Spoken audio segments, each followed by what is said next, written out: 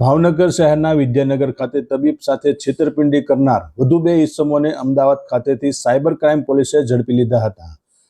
ભાવનગર શહેરના વિદ્યાનગર ખાતે રહેતા તબીબ રાજીવભાઈ ધંધુકિયા સાથે ઓનલાઈન સ્ટોક માર્કેટમાં રોકાણ કરવાના બહાને કોમ્પ્યુટર સંસાધન તથા કોમ્યુનિકેશન સાધનની મદદથી એપ્લિકેશન તથા વેબસાઇટ પર એકાઉન્ટ બનાવી સ્ટોક ખરીદવા તથા જણાવેલ એપ્લિકેશનમાં અલગ અલગ એકાઉન્ટમાં ટ્રાન્સફર કરાવી ₹50,89,000ની છેતરપિંડી કરાયાની ફરિયાદ સાયબર ક્રાઇમ પોલીસમાં નોંધાઈ હતી।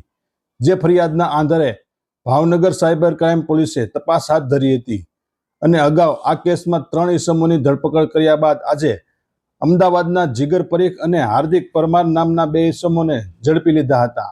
આમ પોલીસ દ્વારા આ કેસમાં અત્યાર સુધીમાં 5 વ્યક્તિઓની અટકાયત કરવામાં આવી છે।